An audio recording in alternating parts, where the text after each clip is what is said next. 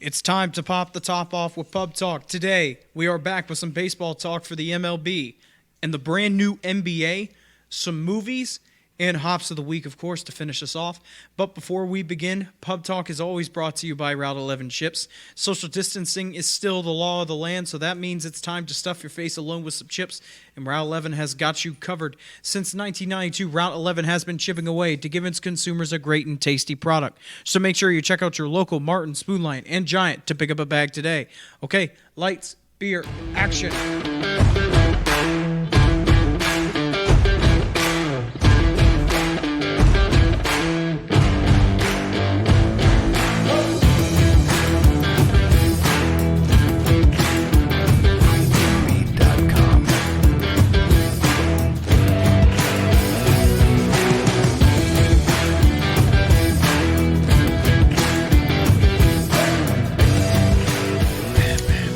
I know we have been gone for a week. We felt that last week shit was crazy. We had a lot going on, and also the news, it just didn't seem right to, I guess, do a show, because I feel like nobody would have listened because of everything that's going on. You mean right they're now. listening now? Well, I hope to God they are. But anyway, welcome back to Pub Talk. We hope that you guys are still staying safe out there, because here in Virginia, we're in phase 2. Yeah, baby, phase 2. So get ready to go green. So we can actually eat at a restaurant, but I still have to wear a mask there. So that shit hasn't changed, but we're doing better, though. We're actually in phase 2.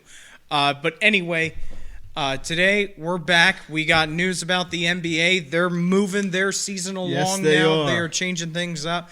We got 3 weeks. July. It's in the middle of July that it will happen for the NBA. But the MLB, 7 weeks, 6 or 7 weeks. I said the middle of July. Damn it. Yeah, you're good. I was just trying to do the math in my head, and I was thinking 2 weeks, 3 weeks. No, this show is about drinking beer. You're going to piss our fans off if you start doing math here. Okay? Yeah, I don't like math anyway. But we have news about the MLB and how It's being a catastrophe right now. Yeah, it could be ugly for them, definitely. And they'll lose out on a lot of money. And then we're going to move on to movies. We movies. With a lot of time now in our lives, movies are the way to go, especially over the summertime. Yeah. If you go back and listen to our shows back last summer, that was the most fun I've had on this show. Not saying that every episode I enjoyed, but I am saying when I did that show, that was the most fun. That really was when we talked about movies. So we'll get to that, and then we also have Hops. But anyway, I'm going to go ahead and start off with the MLB. Right now, the MLB, there is news that just we don't know what's going to happen. Like, we really don't. Right now, the MLB is trying to propose an 82-game season, but there hasn't been any news about them moving forward with it. There hasn't been any news about how they're going to proceed with it, even though we had hoped it would start around the 4th of July, because then you start halfway, that's the All-Star break, and then you go all the way to October like every other year. They were talking early July, sometime early July, and they're going to hold some sort of 21-day spring training and have a couple of exhibition games in there. You think they need more spring training? Well, just having been off. You know what I mean? And would hope that they would at least practice at home. But they're going to have 3 exhibition games, and then eventually that the season will probably end somewhere in September 27th, and then the playoff format would kick in by that point. Well, October is postseason baseball, yes. Right. Yeah, but the issue is not so much this 82 games. I think the players want to play more if they can, but the biggest thing is coming to the money. It's coming down to money. And, of course, the owners are making it look like the players are greedy. The players are like, hey, wait a minute. You're screwing me because I'm a good player and I'm well paid, so you're going to take and make me suffer from that. And so when you look at this, you just looking at the system, you would think that a simple prorated salary based on 82 games would make a lot of these guys happy. But that's not what they're proposing. They're proposing major cuts. And unfortunately, it's these guys at the top. You know, you got Nolan Arenado, you got Strasburg, you got Garrett Cole, and then, of course, the big fish, Trout. You got these guys making $35 million a year in a normal season, $35 million. Yeah. Well, under this new scale that the Major League Baseball, the owners have projected, those guys are going to make less than $8 million this year. Less than Only eight? Less than. I know that sounds Only crazy. $8 million? I know that Sorry. sounds crazy, but when you compare it to the minimum salary, which is $563,560, that's the minimum guys. But when you look at how much they're going to make, they get just a little less than half. They'll make $262,000. I wish I could make $262,000. I understand that. I'm just joking. It's money. I know that. That's all. But when you look at a guy who makes $35 million, he gets 7.8. That's a lot of money. That's a far cry from the 50% that you had. Even at 50%, you're looking at what, 17.5? They're not even close to that. And then you look in the middle of the pack, and there's plenty of guys in Major League Baseball that make $20 million. They're only expected to make $5.15 million. And to me, that's the sticking point. And of course, the owners are going to make it look like the players are greedy. But unless you got fans sitting in the stands, it's kind of hard to pay that money. How do you pay that money out? How do you pay them? Well, right now, I think you have to say we have to have a season regardless for viewership on TV at least, Right. because at least you'll make some money from sponsorships on there. At least you'll make some money from the TV deals that you've been having, especially for a team like the Nationals who rely on Masson. You're relying, and also the Orioles as well, who are fan bases that, well, I'll say the Orioles, who haven't been the best in the past couple of years. You're relying on those TV networks to at least still make you some money, and also those sponsorship deals. And right now, you're losing out on, I would say, hundreds of millions of dollars right now for these clubs, because these are clubs. Okay, this isn't just the MLB. Okay, these are the clubs themselves who could absolutely go bankrupt. They could go bankrupt because they don't have any money to pay their players. Yeah, look at the small market teams, and they could absolutely be crushed by this. I absolutely believe, you're looking at Oakland, the Oakland A's. How do they even remotely compete with the Yankees? Seattle. I'm looking at Seattle, who barely gets any fans to begin with, and now they're going to have to. Yeah. I mean, Florida and then, Marlins. you have the Yankees and the Mets fighting for each other, and how Boston's not going to suffer. They're going to go Sox go. They're going to freaking bring in the fan base, and they're going to be fine. Teams like go out of the West Coast again. The Dodgers are going to have record crowds. If people are allowed to come to these games, they're going to survive. But these small market teams, they're going to struggle. I think they're going to struggle big time. And to me, that could be hugely damaging to baseball. Huge. There were a couple of things that just I don't know, get swept aside. You go back to the sign stealing scandal, and that's like, huh? What? Oh, I'm not going to forget that. They did that? What? No, because everybody's worried about the money. Well, you mean like protests right now when everyone forgets about coronavirus for a minute? No, we won't go there. Well, I still like not knowing about coronavirus right now. Yeah, and I think everybody would. I think everyone would. No, but I get your point. Right now, you're talking about. They've been talking about, hey, let's get an 82-game season in. Well, where the fuck are your talks with this right now? Because honestly, the NBA has already been they're set to ready to go. They've pulled the trigger. They can't lose out on this money. Yeah, and I wondered why baseball didn't go regional to get back into the games. I know it's kind of crazy, but you can't tell me that there isn't some freaking geeky dude out there who created an algorithm to put schedules into place that they could manage to play 100 games and help save these guys their salaries, because that's what they earned the contract to be paid this much money. So why not play more games? Why not find another way? And one of the things I was talking about with Buzzy is these regional games. When you think about how the teams are aligned, especially in the Northeast, when you think about Boston, New York, Philly, Baltimore, DC, those teams can play each other efficiently without any problem whatsoever. You look at the Midwest, and you've got Chicago, Minnesota, Michigan, St. Louis, and within that whole Missouri, Kansas City is out there as well. Ohio, Wisconsin. Those are all teams that could play regionally, save themselves a lot of money. You can't tell me that those teams wouldn't be good playing each other. And then you go out to the West, and you got California, you've got Arizona, you've got Texas, you've got Washington, you got Seattle. You have these teams, or Seattle, Washington. You have these teams that it's even in my notes. I'm looking at my notes. The only teams that you try and find, where do we put them, is a team like the Atlanta Braves and the Florida Marlins and the Tampa Bay Rays. Where do they fit into this because of their location? But it just seems to me that if you can fly from D.C. to Florida in what, 2 hours? 2.5 hours or whatever like that. You can do that in 2 hours. That would be nothing for them.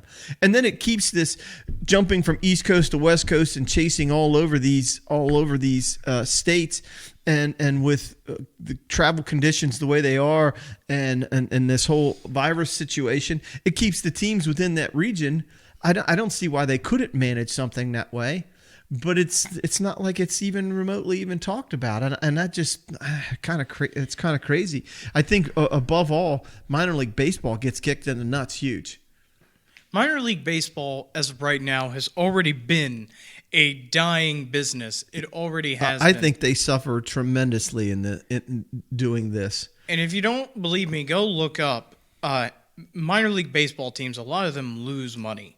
Okay, a lot of them do lose money. Yep. And that's coming from single A all up to triple A. The farm system is it is awful right now. Yep. Especially for, I want to say, single A teams. When I first started out of college, when I was applying to jobs, I was looking at single A minor league baseball teams, because they always need people, because you know why? The jobs suck there. They're low pay. You got small crowds. It's kind of hard when you got 100 people at a game and you only paid $6 to get in, and then you got to pay everybody who's working or whatever. It's like a summer league for a high school team. I'm knocking it down to $6. That's just a half-ass guess.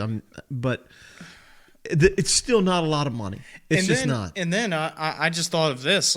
Just think about Nike. MLB is done with Majestic now.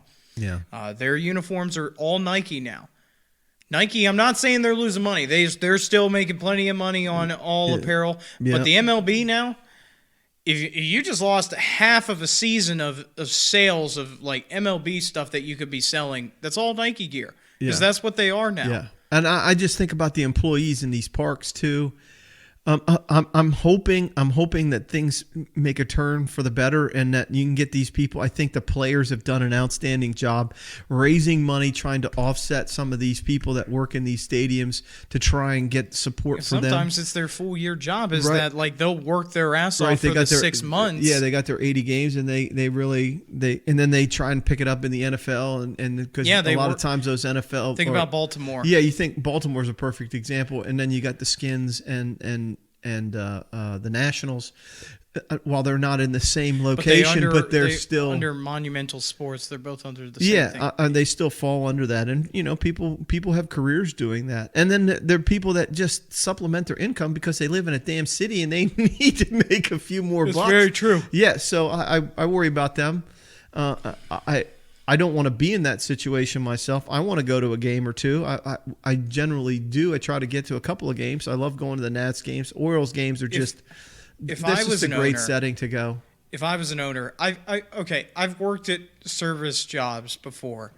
I've been in the service industry a long time. If I was an owner, this is just me personally, I would want to get the season running again. For the people who work at the stadium, for the people who need those jobs, because it's already hard enough for them to get to have as small of a job as those are. I would get them back up and running just for them, because they really do make the world go round there.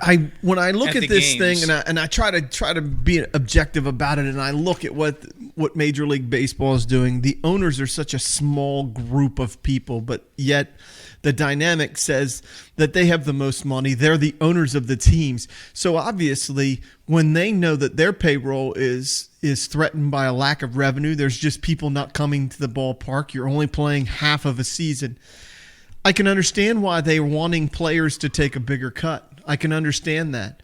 But at the same time, it's the age-old adage, if you can argue 1,000 ways why the players should take a pay cut, then you should argue 1,000 ways how we can play more games and do it in such a way that it's safe for them to play and for people to come to these games, such that they don't lose and we don't end up losing this game. Because I think what's happening with the Players Association and what's coming down with the owners, Major League Baseball is headed for a work stoppage in the next season or two. They're gonna end up on strike, and baseball is gonna be stuck again. And quite frankly, baseball's made a huge headway, and now you're talking about, hey, we're looking at a strike coming in the future. How crazy is that? And that's just something that none of these organizations can deal with, because we're not talking about just players and not just owners. There's a shitload of people in those organizations that don't make the same amount of money, and we've talked about this before. They just don't make the same amount of money, but they're equally as important as the players, because they're the ones who are servicing what the players will be paid. And I think they make the world go round, like I said. Yeah, I think you're right. So here's a stat for you about like what's happening. It says the league in its financial statement said that for every game played in 2020, teams would combine to lose $640,000. They would be losing money as of right now. The union has not validated this claim and has requested documentation from the MLB, yada, yada, yada. And so basically, a simple equation. Full prorated salary minus local TV revenue leaves a loss of $694,800 per game. Per game. Yep.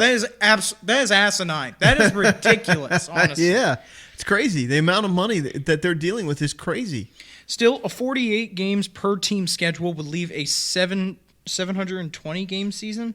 Okay, so yeah. At MLB's self-reported loss of, a 48 game season means the league would be willing to lose $460 million. Yep. That is, oh my God, MLB. $500 million, dude. $500 million. I'm just feeling bad for you. I didn't like MLB as much. I will watch every game now to keep you on the TV. Right. I really will, because this is awful. Like, this is really awful. And it ends up becoming a marketing nightmare for these teams and baseball in general, just a giant, because the whole idea is to market your guys like freaking Mike Trout. That's who you want to market. If you're in Philadelphia, you want who's the guy who was for Garrett Cole? No, with Philadelphia, and he left the Nationals, and he went. Bryce Harper. Bryce Harper. I'm telling you, my brain is just. You're old. Shut up. Well, yeah, but Philadelphia wants to market this cat. They want people to buy his jersey. They want him to come to the games. They want him to hit home runs. They want people to really. Well, not the Nationals. They don't want him to hit home runs. They just want to show that. off the trophy to him. It's not unlike the NBA. It's really not. Every Major League Baseball team has its star, and these owners are dying to market their players.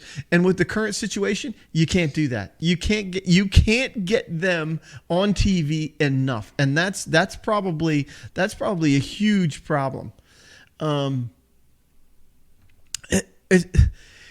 I take a look at the season, and you take a look at a guy like Garrett Cole who pitches, and he probably pitches every fourth day or fifth day or whatever the rotation is for him to be on the field, right?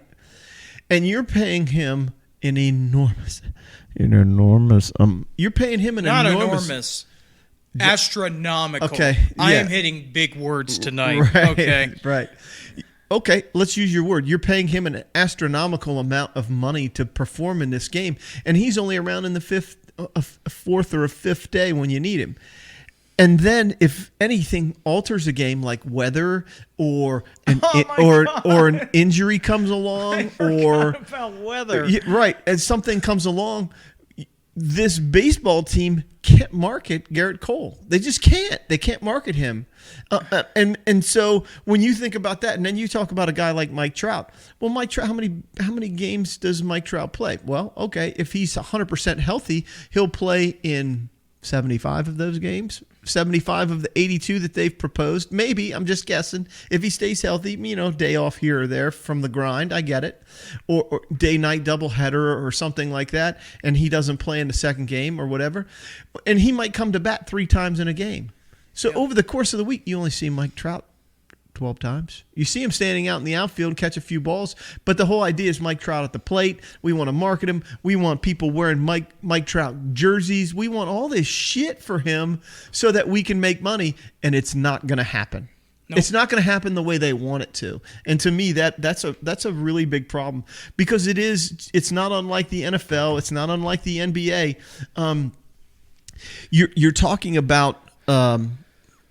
You're talking about marketing your stars, and now with a shortened season, that's really, really hard for those teams. It's super hard for them. The only saving grace for Major League or for the NBA is that they already started their season. They played some, so people got there. The people got to go and see them and things like that. But you still want to see your stars. You still want to see them, and I think just based on the number of games that they play, this playoff format for the NBA, which we're going to get to, is a great idea. I really do. But when you look at in comparison to what Major League Baseball's facing, how many guys are going to end up in free agency during this year? How do you create a free agency buzz? How do you propose paying somebody more money when he hasn't produced? I got a Pepsi deal in a couple of quarters. What do you think? Right. And we'll get you free beer after the game. We'll get you a steak at the Texas Roadhouse on a regular once a week. Only once a week. So I think won't help out I think Major League Baseball staring down the barrel of a serious problem if they don't find a way to play more than 82 games, or find a way to play 82 games with as many fans available as possible, so that they can market their stars. Let people wear masks to the games. And they better find a way. And I'm not arguing for the owners. I'm really not. Because you have to pay these guys. You have to pay them. They were contracted. They earned the money. You have to pay them. At some point, you said Mike Trout, he's worth $400 million. Garrett Cole, he's worth 300 plus, whatever. Steven Strasburg, he lost a World Series. Steven Strasburg won a World Series. He's worth 300 plus million and stuff. Manny Machado's worth $1 gazillion. Mike Trout worth $1 gazillion. All these guys are paid enormous amounts of money, and now you're saying, "Well, I'm sorry, I can't pay you." All right. So let's move on to the NBA. Though I think they got a big problem. Yeah, absolutely. Final thoughts on it. Good luck, MLB. For people out there wondering what the hell's going on, it's not a simple fix right now. I'm hoping late July comes or July comes. I think the date I saw was sometime early July. Hopefully they get it in maybe around 4th of July or something like that and start there. But before they ever do that, they better solve this whole freaking salary issue. So I think that's the big, because the players are like, no, because, and here's the biggest thing. If you're a really, really good player and you're a star and I'm supposed to be marketed, you take the biggest hit. You make less, a lot less than somebody who gets paid less than you do. You just do. The difference between somebody who makes $20 million and a guy who makes couple million, the only difference is about $1.5 million in salary. So you're telling me that I'm better than this guy by $10 to $15 million a year, and then our contracts are only 10% different. So they better iron this out, because right now the players they're not down with OPP, and you know me. All right, let's move on to the NBA. Okay. Yeah, NBA. So the NBA has come out. Yep. They are now going ahead with a fixed season here. Yep. They are going to be doing their season down in Orlando now. Yep. They are going to be having a 22 teams. Yep. 22 teams. And this was voted on by a majority vote of 29-1. The only team not voting for it was the Portland Trail Blazers, apparently. So I don't know what the hell they were trying to prove by being the only team there. But anyway. Because they got the farthest to go probably to get to Orlando. They're all the way across the country. What? Portland, Oregon? all the way Golden up. State? Well, yeah, I'm just saying they're all the way up in the The Northwest. Lakers? All the way up in the Northwest. And, That's true. And then, not to mention that they're... Toronto? Yeah. You ever think about that? I know. And here's the thing Fucking is that the idiots. Trailblazers are number 9. They're the 9th team to fit into that freaking that bracket. So essentially what's going to happen is they're going to play 8 seeding games. Yep. Right? Which concludes the regular season, at which point the current 1 through 7 seeds in each conference are locked in place. They get locked in. And then at that point, if the number 9 seed in either conference is within 4 games of the number 8 seed, they're going to have a little play-in series, which is kind of cool if you think about it for the final spots. So from there, and this is the cool part, is because from there they start their normal playoff structure at that point, because that's when the regular NBA season would have been coming to a conclusion back in May, June, right about now. Yep. So they're going to pick it up from there. And here's another thing, and I hate to go back to Major League Baseball, but here's what has to happen. We were talking about viewership and we were talking about revenue from TV and all that stuff. Well, guess what? They're going to have to compete with the NBA. They're going to have to compete with the NBA playoffs at a time when they never had to do that. They never had to do that. That's very true. Right? I'm playing And down. unfortunately, baseball, right now, basketball is a more popular sport. Right. I'm going to be playing into a time when Major League Baseball is going to be going into a playoffs. And then you're going to have, I hope it doesn't water it down, but that's, So there are 22 teams. There are 13 Western Conference teams. 13 Western Conference and 9 Eastern Conference teams, and they're going to go to the Disney World in Orlando, and they're going to get this thing going. And one of the things that I think is really important is that the management of the NBA has gone along with it and sold out on this too, that they really want to see this happen. And I think the players are all down with it too.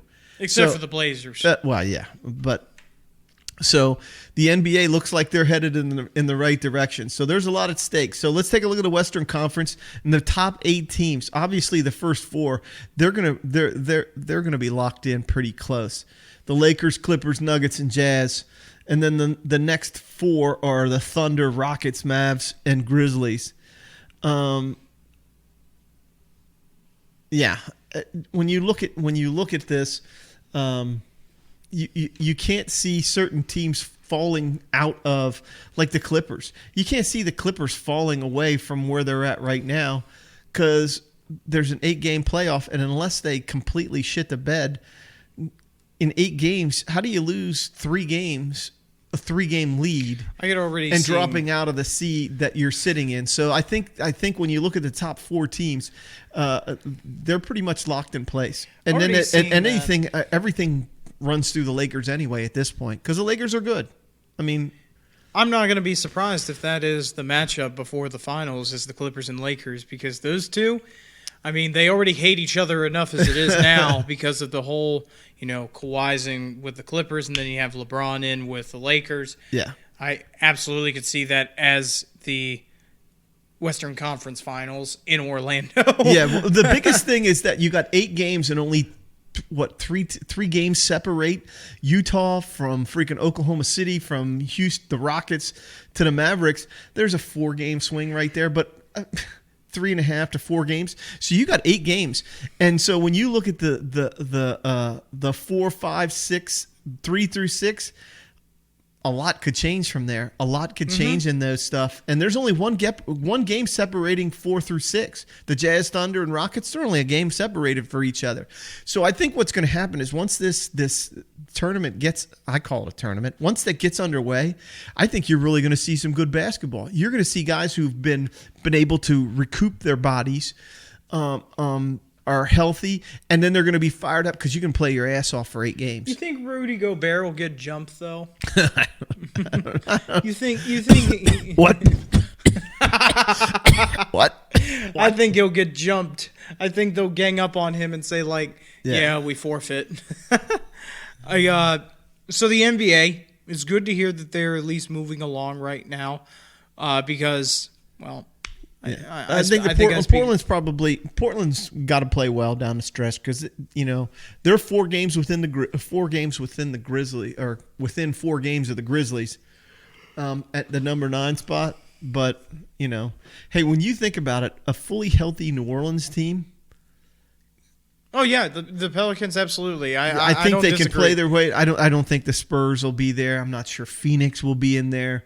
I'm not sure, but I think New Orleans sneaking in at number 8, number 9 could be freaking pretty interesting. Should be some really good first round matchups, especially playing the Lakers.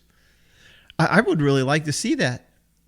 Now, what's the setup that they have down in Orlando? I forget what it is. It's like a multi-court arena.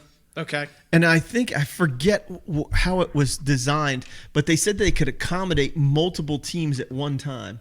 I'm going to look up the Disney World Arena really quick. Well,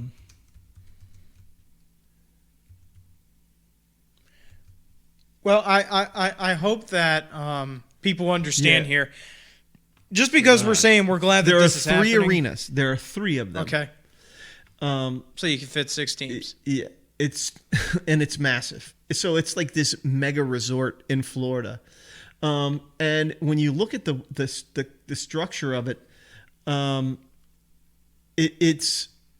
they have three of and I'm trying to find it really quick. I just saw where they had 3 arenas. And the biggest thing is that they have the capacity to house multiple teams. And this goes back to what we were talking about with Major League Baseball. You put people back to work too, because you bring the NBA there and you bring all of these teams in here to be playing these games, and you're going to put literally thousands, 25, 30, maybe 40,000 people back to work to satisfy all these people. You got to clean their rooms, you got to feed them, you got to do all these service jobs that it could be really good. I think it could be really good.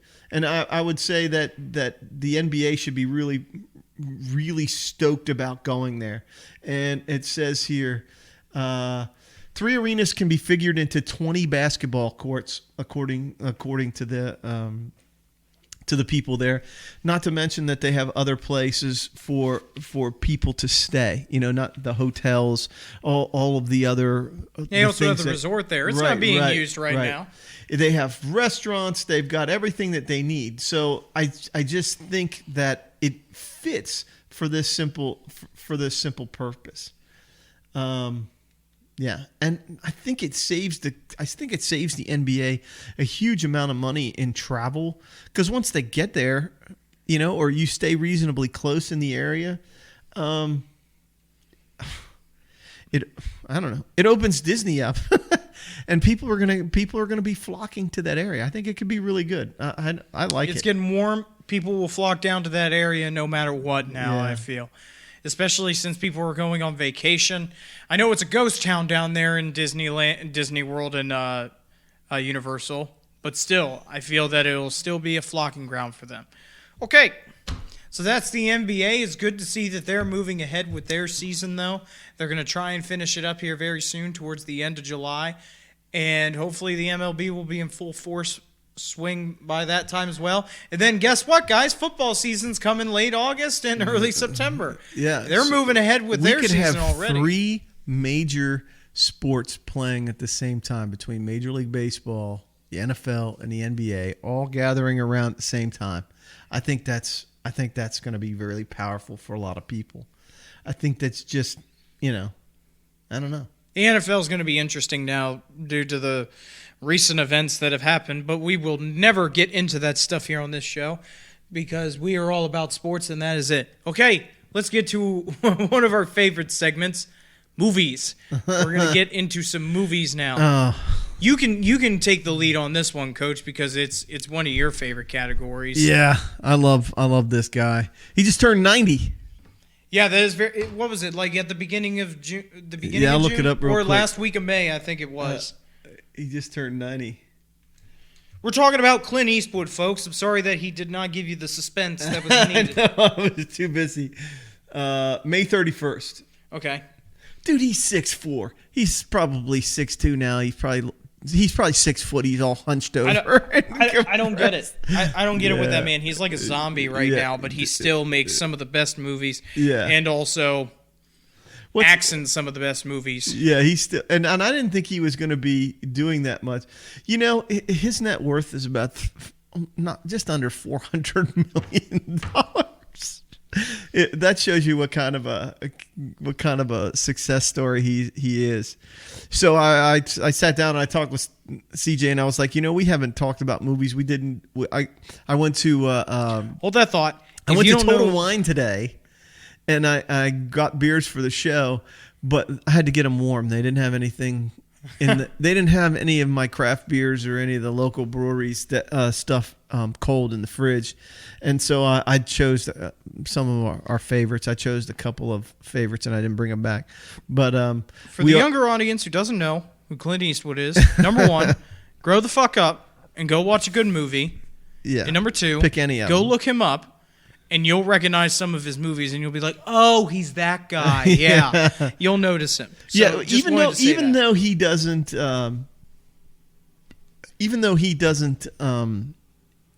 always act in his movies. Some of the movies he's directed are just phenomenal.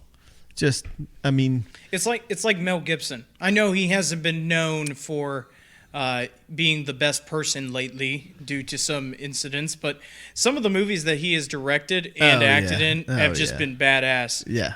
I think that's a testament. But go ahead. Right. Go ahead. All right. So if I sat down, and some of these you're gonna like, some of them, I tried to make a list of probably maybe 10. I don't have that many. How many you got? I got 5. Okay. Well, let me hear them. I want you to hear them. I want to hear yours, and then I'll throw mine on the list. I'll talk to you about mine. So give me your 5, and they're probably more recent because those are the ones that you're used to. But I still like some of his modern ones. I still like some of the newest ones he's come out with. I really do.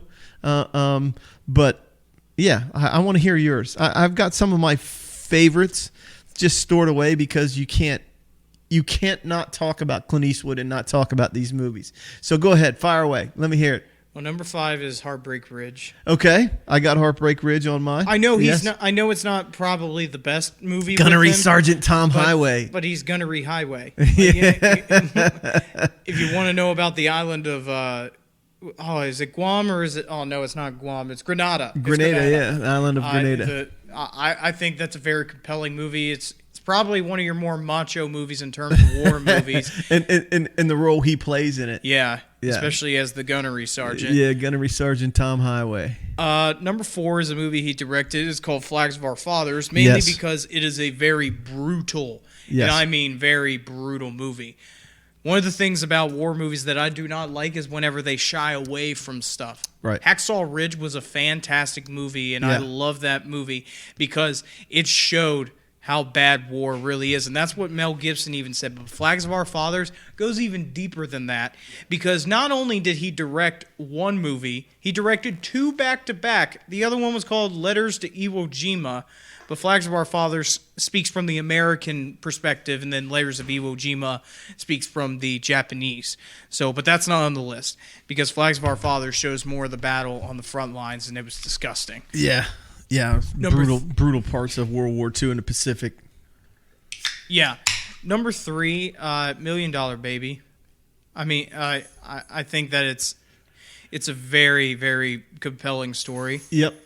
I the first time I saw it, I was kind of like taken aback by it. A little bit different than what you normally see from a Clint Eastwood kind of thing, but just a great movie.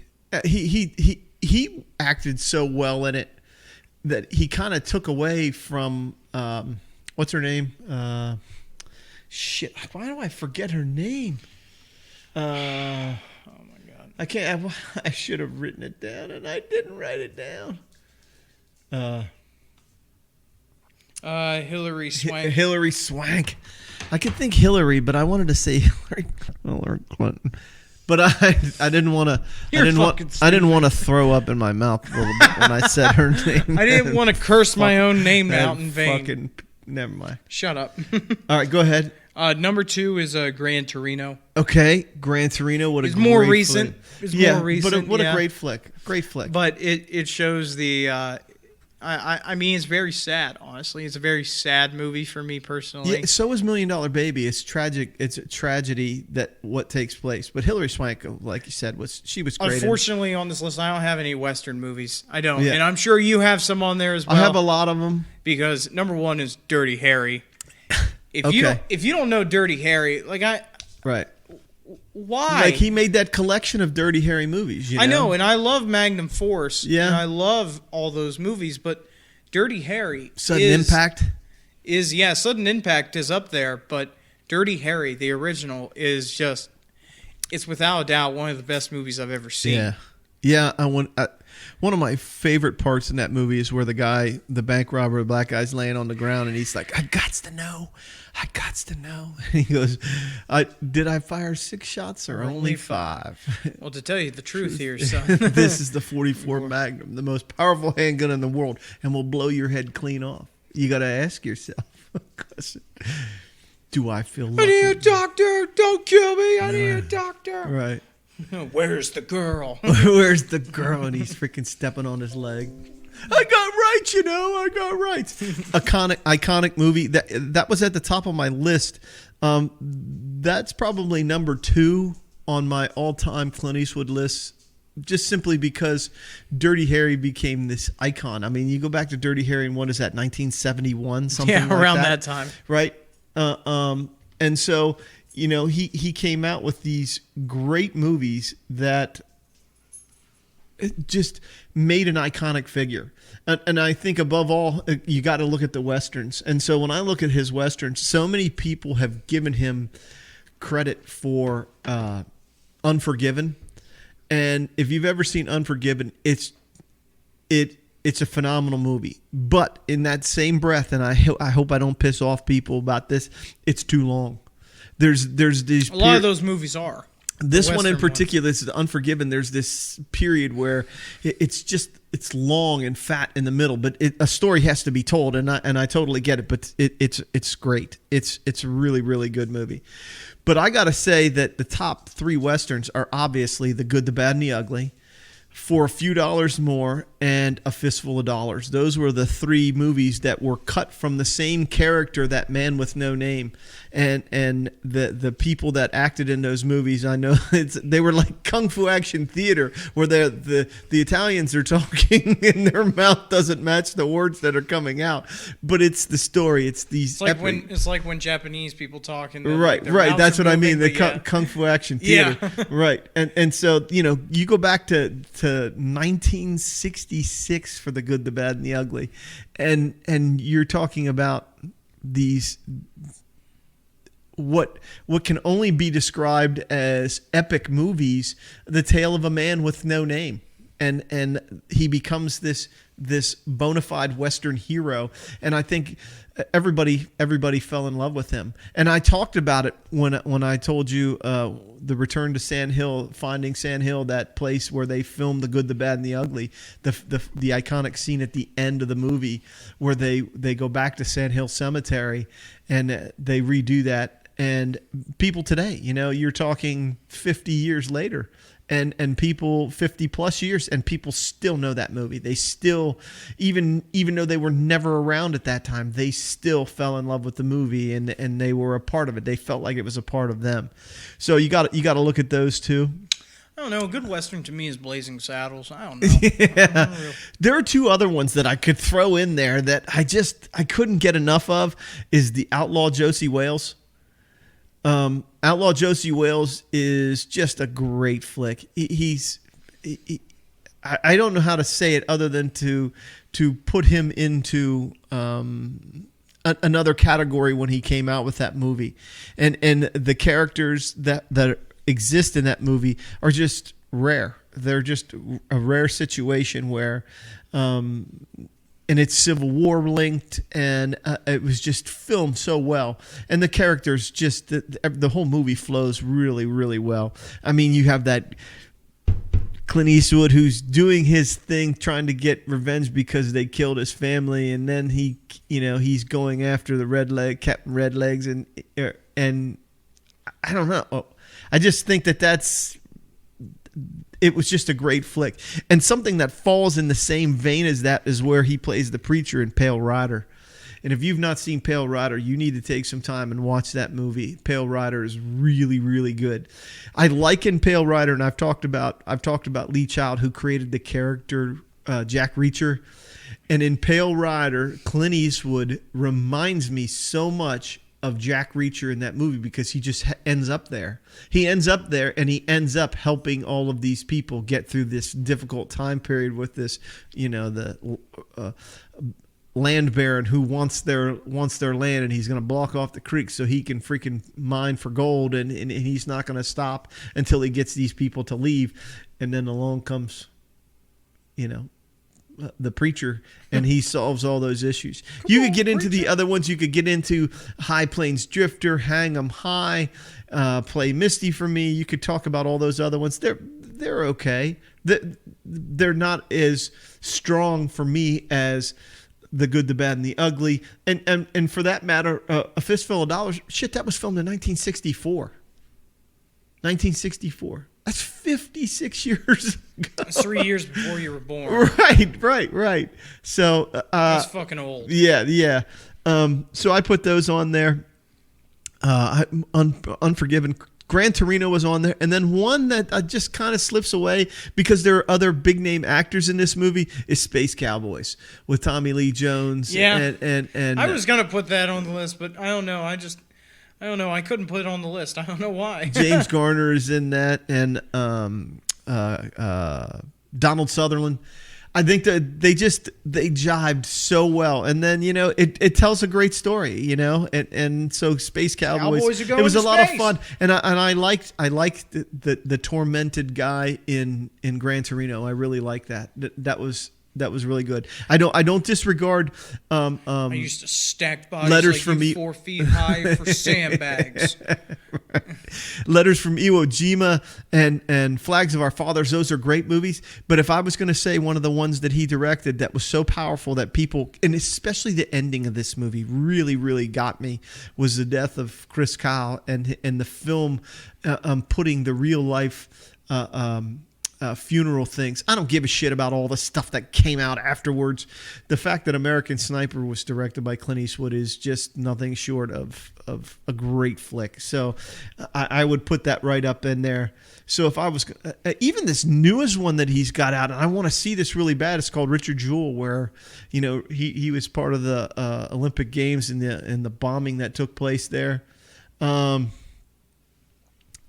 don't know. I think that there's so many great freaking flicks. Hey, you can even talk about Escape from Alcatraz. Alcatraz, where he's playing,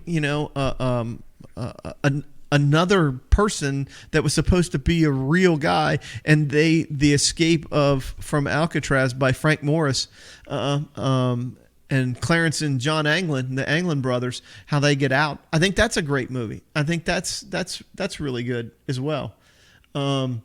When you look at the movies that he freaking directed, I don't know. Sully, Mystic River, and A Perfect World with freaking Kevin Costner is really good. There's just so many movies we could talk about. But if he does a great baseball movie called Trouble with the Curve. Trouble with the Curve is a pretty cool flick. I really like that one too as well. Another one is Invictus. Oh, Invictus! Yes, sure he's a director of Invictus. Yeah, if you want to see the rugby? A very interesting. It doesn't just talk about rugby. It talks about the country of South Africa during a very tumultuous time when the Nelson Mandela takes freed. over, and he tries to bring the country together through the sport of rugby. Is very good. It really is very good. Good movie with Matt Damon as well in the movie. You got Sudden Impact. You got Deadpool, Where Eagles Dare. He did J. Edgar with DiCaprio. The Beguiled. Holy shit, The Beguiled, where he's a Civil War soldier and he bangs all them chicks in the freaking place, and then they poison him with poison mushrooms and stuff. There's Joe Kidd. Kelly's Heroes. I forgot about Kelly's Heroes. Two Mules for Sister Sarah. Oh my God, that's another one with Shirley MacLaine. The Gauntlet. where he's not even a dirty Harry. He's not anything. He's a cop down on his luck, and he's trying to get this chick who's going to testify against this police commissioner. That's also a great flick. I love that. Magnum Force, we talked about that. Yeah. The Enforcer, that's always good too, where those freaking domestic terrorists are going to freaking, make a move, and they're some liberation front or whatever, and they're trying to make an impact on the government, and freaking Clint stops them in a movie called The Enforcer. He did Jersey Boys. Joe Kidd, holy shit, he's done a ton of movies. I don't know. Great list. It's really hard to make. You could probably make a top 10. But the top 10 has to be groups of movies. You'd have to probably say war movies, westerns, cops, Directed. and then director's cuts, because there's no other way to put him into. There's no other way to classify the things he's done. Sully, you think about the movie Sully, about the guy who landed the plane in the Hudson River there when they had a bird strike, and he had to set it down and saved everybody, And they came out and tried to testify that he was drunk. Tom Hanks was under the influence. Tom Hanks was pretty good in that flick too. I'd forgotten about Two Mules for Sister Sarah with freaking Shirley MacLaine. I really did. But he's got 40 couple movies and stuff. World War II, freaking Kelly's Heroes, Flags of Our Fathers, Letters to Iwo Jima. Jeez. And like I said, those were back to back. They were all in the same. He directed them in the same instance. Yeah, when you look from the 1960s, from starting in 1964 all the way through 1971, he was making a really, really good movie every year. Holy shit! I've even forgot about the comedies he got into with. What happened there? No, it's nothing. I forgot all the movies with.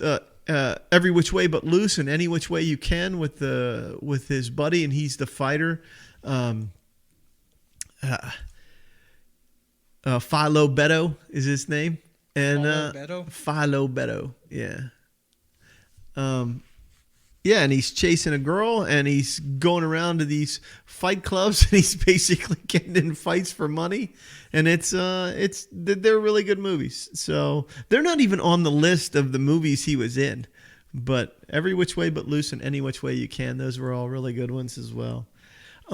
Blood Work, which was a movie that was loosely based on a character that Michael Connolly did. Michael Connolly's the guy that I told you about who did the character Harry Bosch, Hieronymus Bosch, and the book series. I remember 20-some-odd books that he did with that series. So, yeah, Clint Eastwood's storied life, 90 years old, and you could probably watch the top 10 movies. I could probably sit over 2 days and watch 10 of his movies in a row and never once have to get up unless I had to take a pee or whatever like that or get something to eat. But I'd still want to watch him. And your mother still gets pissed at me. Every time The Good, the Bad, and the Ugly's on, I don't care what part in the movie's on. As soon as I put it on, she looks at me and she's like, do we really have to? And I'm like, yes. Fuck like yes, Jaws. We have to. We have to. Yeah. It's just like Jaws. Okay. Clint Eastwood. Thank you, Clint. And then hopefully next week we'll come up with another one for movies. Yeah, we'll come up with something. Unless one of you fans, you want to call us at the pubqm@gmail.com. Give us your best list or give us a list or a topic we can throw out there, and we'll do a live show, and you guys can come on and you can and throw out your 2 cents on us and stuff like that. So okay. Yeah, Let's man. move on to hops and get out of here. Yeah. So if you want to start, go ahead. Okay. I had 3, but I'll save one of them for next week. But I'll just talk about the 2 that I really like. Obviously, June the 6th, 1944, the Day of Days, was just celebrated again. And yesterday, actually. Yes, was just celebrated again. And to consider what those men did on that day is nothing short of absolute amazement in my mind, to think that our Allied command would come up with such a freaking incredible plan to create the largest land, air, and sea invasion in the history of mankind to stop one motherfucker named Adolf Hitler. That was their plan, and they're going to follow through. And, everybody says, well, what does D-Day actually stand for? Well, it doesn't. It's a military designation. It doesn't really, D doesn't stand for anything. There are a lot of people that say that it just related to the Day of Days, but it's not. It's that military designation for the beginning of an operation. The real name of it was called Operation Neptune. Right. That was the operation. But the military designated when something was going to begin, the beginning of an operation, and it was called D-Day. And everybody else characterized it as the Day of Days. And the invasion of Normandy has often been referred to as the longest day. They made a movie about it. And then there have been so many great things that have come about since that one. One of my favorites, obviously, it's one of your favorites, Band of Brothers.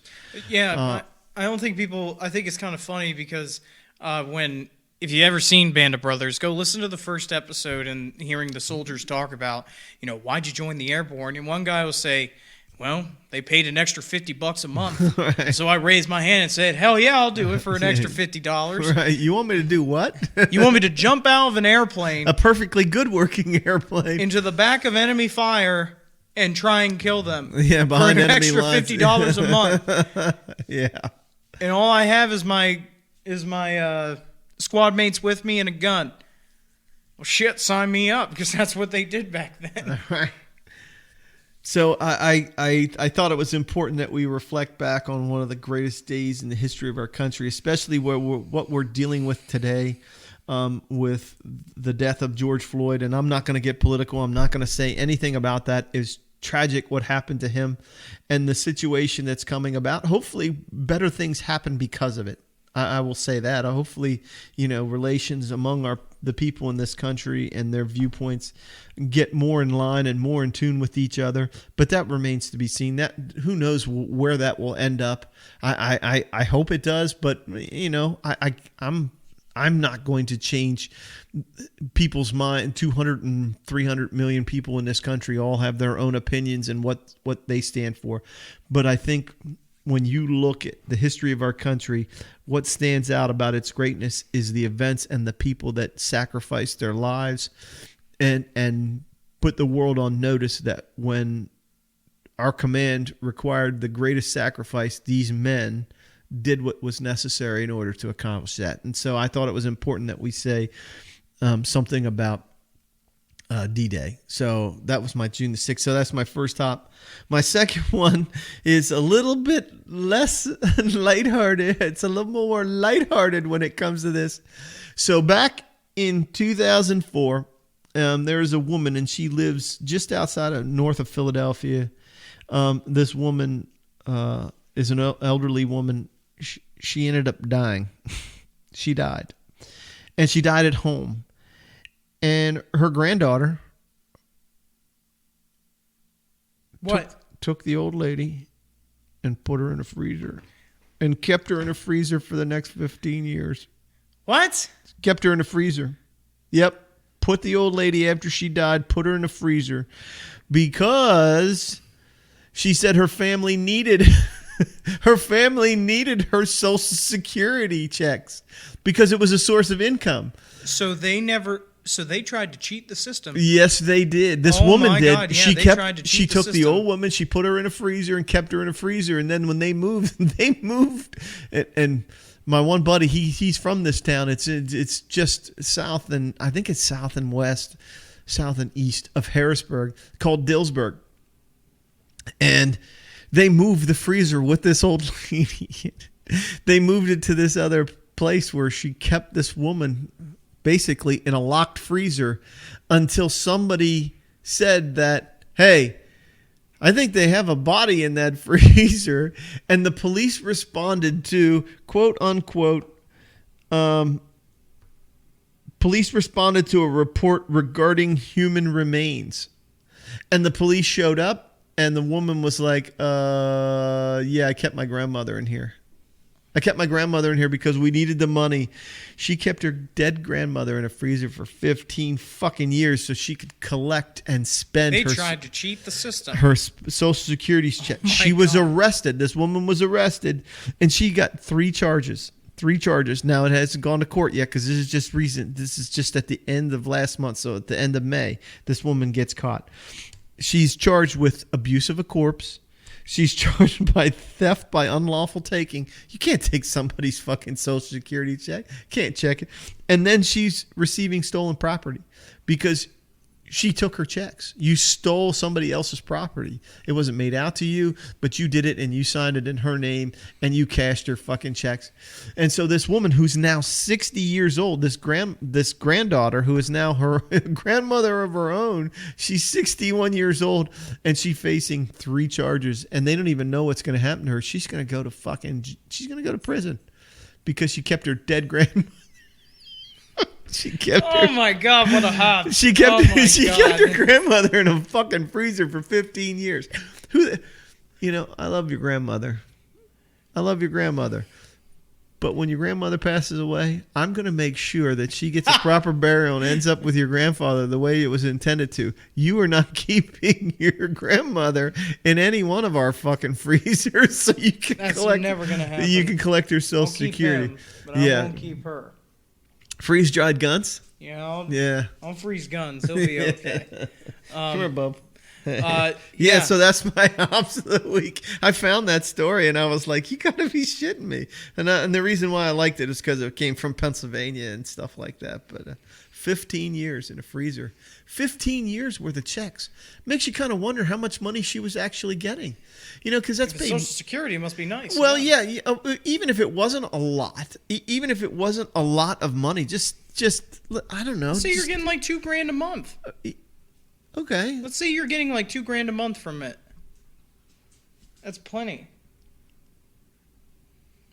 Yeah, I think that's crazy. I'm trying to do some quick math here, and let's just say $300 a month. $300 a month, times 12 months is $3,600 times 15. This is $50,000+, $54,000, and that was just $300 a month, and that's nothing really. So let's do it at $1,000. $1,000 a month times 12 months is $12,000 per year. Times 15 years, that's $180,000, almost $200,000. Yeah, they tried to cheat the system. Well, they didn't try; they did, and they got their ass got. Well, the woman got caught. She got her ass caught. But she claims that the family needed it. They were in financial straits and they needed the money. So, little boy Blue. He needed the money. Oh, that's freaking Andrew Dice Clay. You're too young for that. So, for my hops, my first one involves another podcast. Actually, if you ever have the chance, huh? Don't say his name. What are you talking about? Oh, nothing. JK. No. If you ever want to see it's a short podcast. It's only 5 episodes. It is called Motive for Murder. Motive for Murder. Mama. You can find it on Apple Podcasts. You can find it on Spotify. I'm going to write that down. It is a 5-episode podcast from Dateline NBC. And they go over a case that is very horrific and also very intriguing from 2012, I believe it was. It's a murder case. And what they do is that they try to break it down for people. How long are the episodes, you said? Well, the first 4 are about like 25 minutes. Oh, so it's not long at all. No, and then the last one's about an hour. Okay. Because it goes over everything then. And then it also gets to the bottom of everything. It basically follows the story of a murder of a girl named Galleray down in Houston, Texas. And it follows the intriguing... Motive for Murder's podcast? Yeah. It follows a very strict murder sequence that happened back in 2012. So it's actually kind of recent down in Houston, Texas. And it goes over everything from the history of the girl, her friends, everything to try and solve the murder. Only a podcast. It's not on TV at all? No, it's not on TV. It's only a podcast. Okay. The person who goes over it is very good. And they have interviews with the police on the audio as well. They have interviews with the family members. It's very touching. And guess what? They have interviews with the murderer. And it's very compelling stuff. And it makes you wonder, this is normal everyday life, because everything that is compelling about it is that she's just a normal girl. and what the hell did she deserve to have herself murdered one day? And It looks at 2 murders, it says. 2 murders months apart. Yep. And it's a very compelling story, so I hope that you guys go check it out. I enjoyed it. The last episode just came out this past week, and it sucks that it's not going to continue, but it was very good. My next one is actually a funny one. So there's a study out there that apparently, according to scientific research, that's saying the word fuck actually helps with social anxiety. Fuck that. It actually helps with social anxiety, saying the word fuck. So if you ever need help, and if you ever feel down in the dumps or actually need to get away or think of something on the fly, just say the F-bomb right then and there, because it'll help you out. It'll get you out of a jam, apparently. So I thought that was very interesting. I saw that study. It didn't go into much more detail. You know how much I like that word, too. I say it too much. It did not go into much more detail. But just to know, yeah, according to scientists, that's what you should do. Just whenever I feel the urge. If you have some anxiety or just feel I that, must have anxiety all the time because I'm throwing it out. The F-bomb is in my vernacular. Yes. It is a part of me. Yes, it is. It's very much ingrained in my mind. But those are our hops of the week. Yeah. Well, we've been back. We hope you guys enjoyed our episode. Next week is the 1-year anniversary for us. Yay! It's been 1 year. So that means... I don't have any fake horns or anything to blow right now. I wouldn't expect us. We're poor as shit here on this show. So next week we will have hopefully a little look back onto what we did and hopefully on what we can expect this next year because shit's changing with coronavirus. Shit has been changing constantly now. So we hope that you guys will stick around with us though. But yeah, next week, guys, it'll be 1 year. But until then, guys, peace out. Peace out. Love ya. See you guys.